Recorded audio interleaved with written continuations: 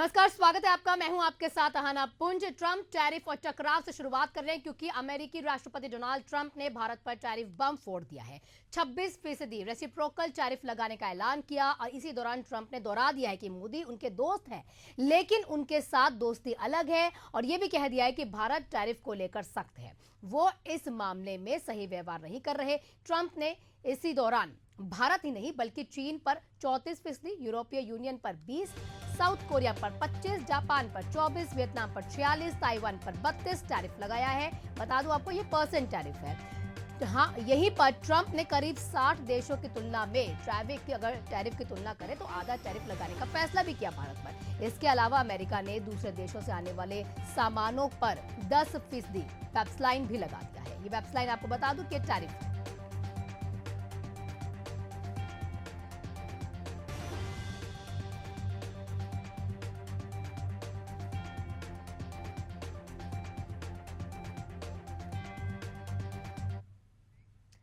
अमेरिकी राष्ट्रपति Donald Trump के कई देशों पर टैरिफ लगाने के ऐलान के बाद एशियाई बाजारों में गिरावट देखी गई है। टोक्यो निक्के पे देखें तो 225 इंडेक्स में 3.4% की गिरावट दर्ज की गई। दक्षिण कोरिया की अगर बात करें तो शुरुआत यहां पर 1.9% लुढ़क गया है और इसी के साथ ट्रंप के ऐलान के बाद अमेरिका के शेयर में भी गिरावट देखी गई है। खबरों में विस्तार से चर्चा करेंगे दोनों मामलों पर। हमारे साथ इन्वेस्टर से ज्यादा जानकारी लेंगे। Gaurav Goyal, SEBI registered investment adviser, हमारे साथ जुड़े हुए हैं, उनके साथ जानकारी लेंगे। सर, बहुत बहुत शुक्रिया आपका हमारे साथ एशियन न्यूज के साथ जुड़ने के लिए। सबसे पहला सवाल मेरा आपसे यही रहेगा कि इस टैरिफ से शेयर बाजार पर क्या असर देखने को मिल सकता है? Thank you for having me. तो ये ट्रम्प टैरिफ जो लगाए गए हैं उसका असर आज हमने देखा है शेयर मार्केट में इंडिया में, जहां पर मिक्स्ड एक हम लोगों को एक फीलिंग आई है देखने के लिए। हम लोगों ने बहुत सारे जैसे बैंकिंग जो इंडेक्स है उसमें हमने आज तेजी देखी, मिड कैप स्मॉल कैप में भी थोड़ा तेजी देखी। हालांकि निफ्टी जो है थोड़ा सा निराशाजनक था। बट जैसा एक्सपेक्ट किया जा रहा था अर्ली मॉर्निंग में या लेट नाइट में, जिस हिसाब से गिफ्ट निफ्टी दिखा रहा था उस हिसाब से हम लोगों ने काफी अच्छा परफॉर्म किया। उसके कई रीजन हो सकते हैं जो जिस पे हम लोग विस्तार से आगे चर्चा कर सकते हैं। ठीक, और कौन कौन से ऐसे सेक्टर्स होंगे जिन पर सबसे ज्यादा प्रभाव पड़ सकता है अगर ये टैरिफ बढ़ते हैं? तो कौन से सेक्टर्स को ज्यादा ध्यान देने की जरूरत है? सो देर आर 3-4 सेक्टर्स हैं आना जो काफी इफेक्ट हो सकते हैं।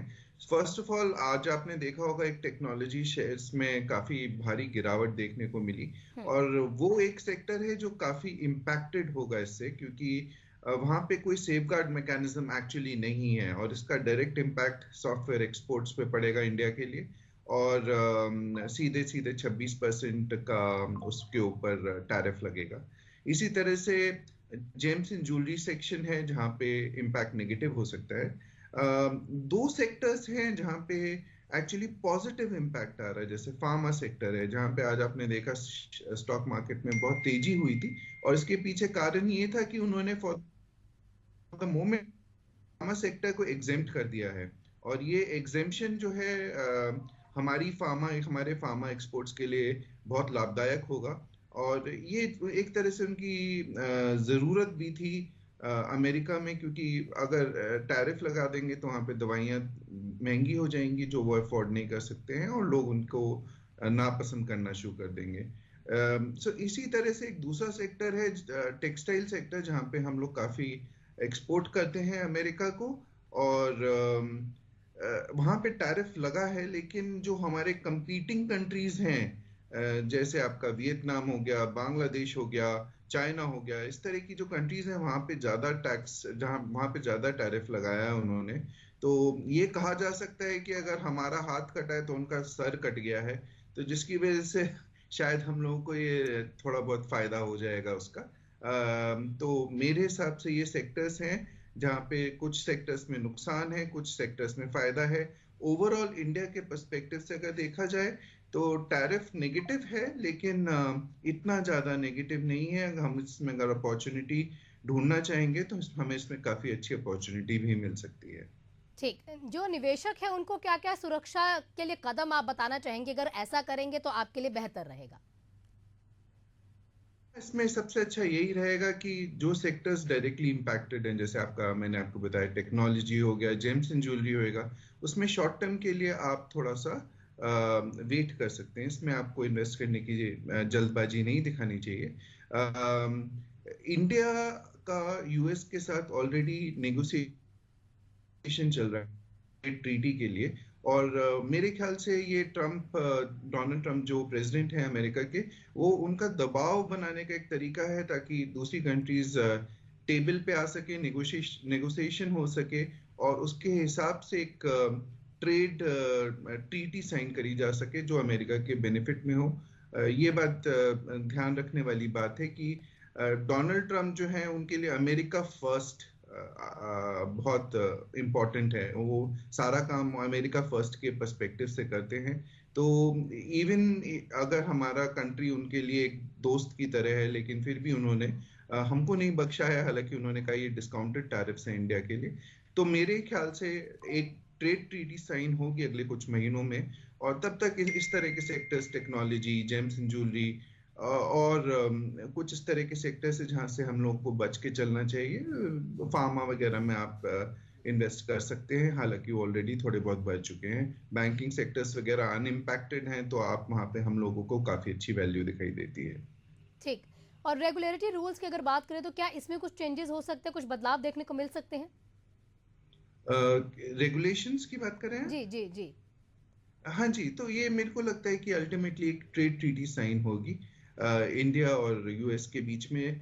अभी हमने कुछ समय पहले ही देखा था कि इसमें काफी विस्तार से इंडिया और यूएस के बीच में डिस्कशंस हुए थे कुछ दिन पहले, और हमें लगता है आने वाले समय में काफी डिटेल में इसमें जाके डिस्कशन होंगे। और मेरे को ऐसा लगता है कि इंडिया के लिए अल्टीमेटली बेनिफिशियल साबित होगी। और क्योंकि हमारे जो काउंटर पार्ट्स कॉम्पिटिटिव नेशंस हैं, उनके ऊपर जो उन्होंने ज्यादा टैरिफ लगाया है, तो इंडिया अल्टीमेटली मेरे को लगता है बेनिफिशियल रहेगा। और इसी का इम्पैक्ट आज आपने शेयर मार्केट में देखा है, जहां बहुत सारी दूसरी कंट्रीज में काफी ज्यादा फॉल हुआ मार्केट्स में, इंडियन मार्केट्स कंपैरेटिवली काफी ज्यादा इंसुलेटेड थे।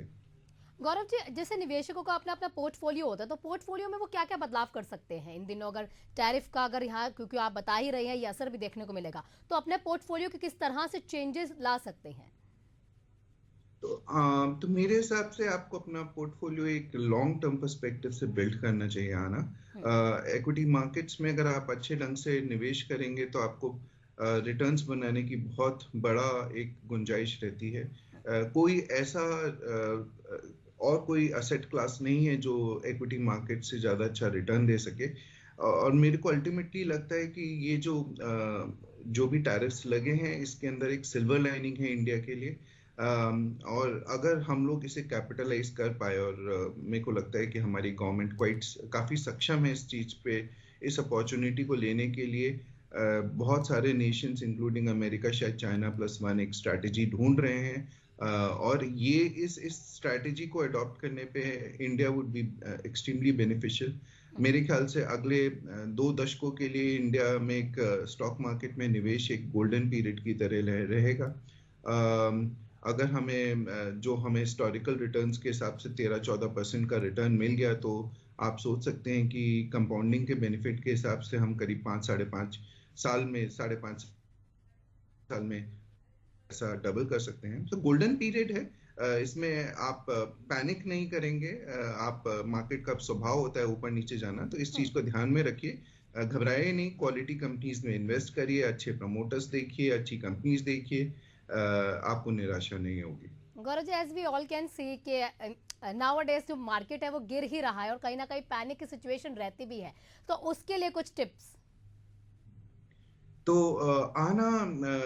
ये एक मार्केट की नियति होती है कि मार्केट ऊपर भी जाते हैं और नीचे भी जाते हैं। जिनको इस चीज से घबराहट होती है जब मार्केट नीचे जाते हैं, उनको शायद इक्विटी मार्केट्स में निवेश नहीं करना चाहिए। बिकॉज जनरली ऐसा होता है, लोग जब मार्केट नीचे गिरे होते हैं तब बेचने लगते हैं, और मार्केट जब ऊपर बहुत ज्यादा चला जाता है तो खरीदना शुरू करते हैं। This is wrong strategy.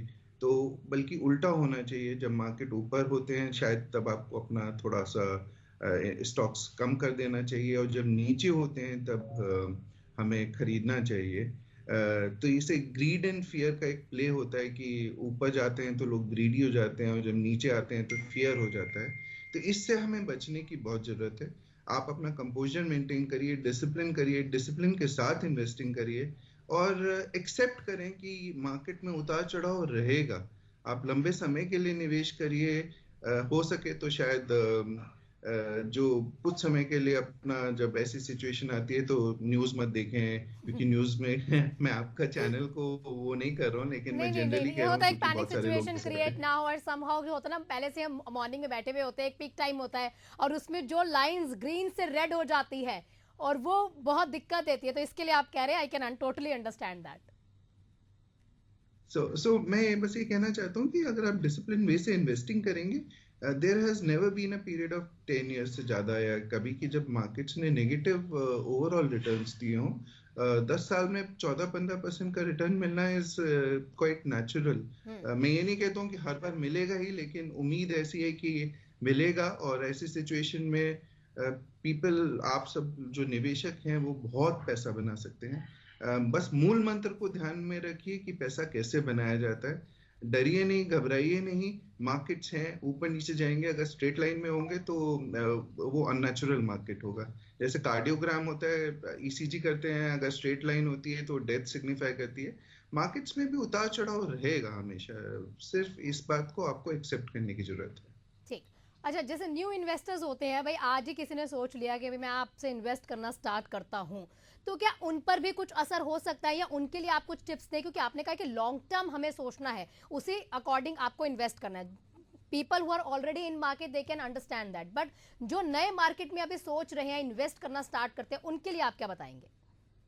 आना, ये जो नए इन्वेस्टर्स हैं उनके लिए, जब मार्केट अभी तक उन्होंने कोविड के बाद सिर्फ ऊपर चढ़ते हुए देखा था, और अब जब नीचे आया है लास्ट 5-6 मंथ्स में और फिर रिकवरी भी आई है पिछले महीने, तो आप ये देखेंगे ये सब लर्निंग का पार्ट होता है।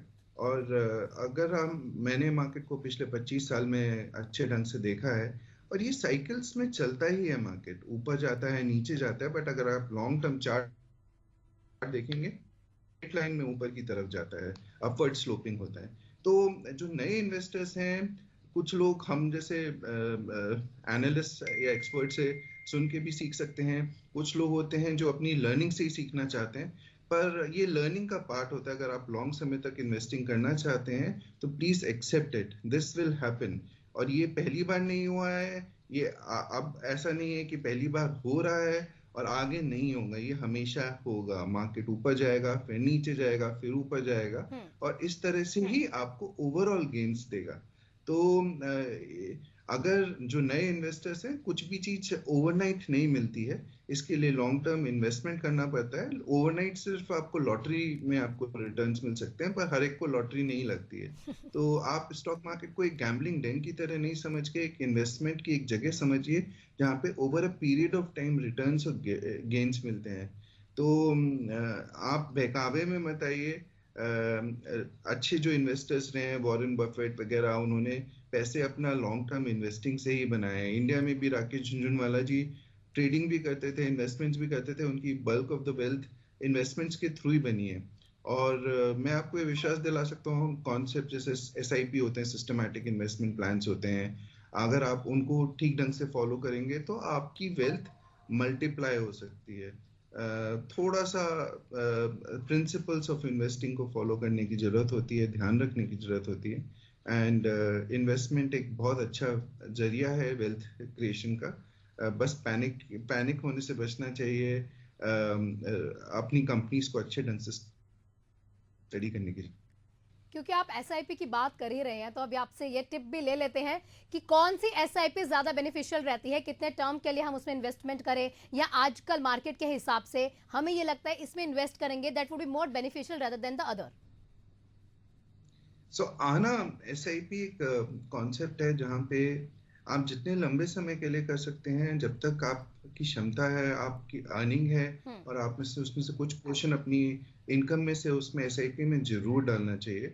और अनलेस आपको पैसे की जरूरत हो तो आप मेरे ख्याल से आपको से रिटायरमेंट या पर्टिकुलर गोल के लिए आपने जिसके लिए एसआईपी क्रिएट करी है, जब तक वो गोल अचीव नहीं हो जाता है उसे कंटिन्यू करना चाहिए। तो एसआईपी में मैं आपको एक सिंपल सा एक एग्जांपल देना चाहता हूँ कि अगर आप लेट्स से 20 इयर्स के लिए आप 10,000 रुपए की एसआईपी करते हैं, हम्म। हर महीने 10,000 रुपए करते हैं, तो अगर वो 12% पे भी अगर हम कंपाउंडिंग करते हैं उसे, जबकि सेंसेक्स ने पिछले 1979 से इससे ज़्यादा ही रिटर्न दिए हैं, हम कंजर्वेटिवली लेट अस अज्यूम कि 12% रिटर्न दिए, तो वेल्थ आपकी ऑलमोस्ट 1 करोड़ हो सकती है 20 इयर्स में। मैं थोड़ा सा इस चीज पे, मतलब लोग विश्वास नहीं करते हैं, लेकिन लोग घरों को 20 साल तक रखते हैं लेकिन इक्विटीज में पैसा नहीं रखते हैं। अगर आप 20 साल तक रखेंगे तो शायद आपकी वेल्थ उससे भी ज्यादा बन सके। इसका एक वेरिएंट भी होता है कि अगर आप 10% का हर साल अगर अपना एसआईपी का अमाउंट बढ़ा दें, जैसे 10,000 को अगले 1 साल बाद आपकी लेट अस अज्यूम इनकम भी बढ़ गई, आपने 10% और बढ़ा दिया, तो अगले साल 11,000 का इन्वेस्टमेंट किया, and so on for next 20 years. नहीं करेंगे 12% की कंपाउंडिंग के कैलकुलेशन के हिसाब से वो करीब 6.5 करोड़ रुपए के आसपास का आता है। बट अनफॉर्चुनेटली लोग क्या करते हैं कि ये लोग एसआईपी को कंटिन्यू नहीं रखते हैं। जहां मार्केट में उतार आया तो बेच दिया, जहां चढ़ाव आया तब बेच दिया, डिसिप्लिन नहीं रह पाता है। तो मेरा यही कहना होगा कि आप डिसिप्लिन बेस से एसआईपी में इन्वेस्टिंग करें और कंपाउंडिंग का बेनिफिट लें। और कंपाउंडिंग एक वंडर ऑफ द वर्ल्ड है, और मैं से यही कहूंगा कि मल्टीप्लाई होता है पैसा इसके थ्रू। इसमें एक चीज और बोलना चाहूंगा आना, just for the benefit of the investors, कि इक्विटी मार्केट्स हैं, ऊपर नीचे जा सकते हैं। ये ऐसा एक्सपेक्टेड है और हिस्टोरिकल रिटर्न्स हम ऐसा शो करते हैं, बट ऐसा भी हो सकता है इक्विटीज में कुछ परमानेंटली नहीं कहा जा सकता है, ना कुछ गारंटीड ढंग से कहा जा सकता है। बट ओवरऑल हम लोगों ने हिस्टोरिकल बेसिस पे देखा है कि एसआईपी के थ्रू आपके बहुत अच्छे रिटर्न्स बन सकते हैं, प्रोवाइडेड आप डिसिप्लिन रहें और सही ढंग से अपना इन्वेस्टमेंट करते रहें और उतार चढ़ाव से डरें ना। बिल्कुल। अब ये क्योंकि समय की अभी हमारे पास कमी है, लेकिन एक क्वेश्चन व्यूवर का ही आया, मैं बहुत सारे क्वेश्चन ले तो नहीं पाऊंगी, लास्ट क्वेश्चन मैं लेना चाहती हूँ क्योंकि काफी देर से एक व्यूवर भेज रहा है। वो ये है कि डिश टीवी के शेयर और यस बैंक में उन्होंने कुछ इन्वेस्टमेंट की थी, उनके लिए कोई टिप आप बता पाए? तो मैं यही कहूंगा कि मैं इंडिविजुअल स्टॉक्स के बारे में बात नहीं करना चाहता हूँ, बट मैं आपको सिर्फ इतना जरूर बताना चाहता हूँ कि मेरे को बैंकिंग और फाइनेंशियल स्टॉक्स बहुत अच्छे लगते हैं। बट और कुछ स्टॉक्स जो हैं आपको, देखिए मैं एक सेबी रजिस्टर्ड इन्वेस्टमेंट एडवाइजर हूँ, बट आपको स्टडी करने की जरूरत है कि कौन बैंकिंग स्टॉक में है, तो आपको कौन सा स्टॉक अच्छे वैल्यूएशन पे मिल रहा है, सस्ते वैल्यूएशन पे मिल रहा है, किसके प्रोस्पेक्ट्स अच्छे हैं, किसकी ग्रोथ बहुत अच्छी हो रही है, किसका पैन इंडिया प्रेजेंस है, वो आप किस बैंक में जाके आज की डेट में अपने अकाउंट्स खोल रहे हैं, इन सबको एनालिसिस करना, उनका लीडरशिप कैसा है, इन सबको जब चीज़ों का आप ध्यान में रख के इन्वेस्टमेंट करेंगे और कंपनीज को आइडेंटिफाई करेंगे, तो बैंकिंग और financial sector is very attractively placed. Overall banking और फाइनेंशियल सेक्टर के जो ग्रोथ हो रही है, जो उनके बैड डेट्स की प्रॉब्लम है, वो काफ़ी हद तक सॉल्व हो चुकी है, और रिकॉर्ड प्रॉफिटेबिलिटी आ रही है, और पिछले 4-5 साल में एक्चुअली उस हिसाब से उन्होंने ऐसे रिटर्न्स भी नहीं दिए, तो वैल्यूएशंस बहुत अट्रैक्टिव हैं। जहाँ तक स्टॉक्स लाइक डिश टीवी है, मैं पर्टिकुलर स्टॉक के बारे में नहीं बोलना चाहूँगा, तो आप ये देखिए कि कॉम्पिटिटिव सिनेरियो देखिए वहाँ पे कि वहाँ पे क्या चल रहा है। सो आई एम मोर, अगर सेक्टर्स को कंपेयर करना होगा तो comparatively between the two sectors मैं बैंकिंग और फाइनेंशियल सेक्टर को प्रेफर करूंगा। जी, थैंक यू गौरव जी, आपके कीमती समय के लिए बहुत बहुत शुक्रिया आपका। तो ये तमाम जानकारियां गौरव जी हमारे साथ जुड़े हुए थे, सेबी रजिस्टर इन्वेस्टर ये एडवाइजर हैं। तमाम जानकारियां उन्होंने आपको दी कि टैरिफ का जो ये बम ट्रंप की तरफ से फोड़ा गया, भारत में क्या असर होने वाला है और बाजार पे क्या असर होने वाला है। लॉन्ग टर्म अगर विजन से देखें तो भारत को कहीं ना कहीं आने वाले समय में लाभ ही होगा। आज कैसा बाजार है उस पे नहीं, आने वाले दिनों में बाजार की तस्वीर कैसी होगी उसके लिए आपको इंतजार करना होगा। आपका सभी का बहुत बहुत शुक्रिया। देखते रहिए एशियन न्यूज।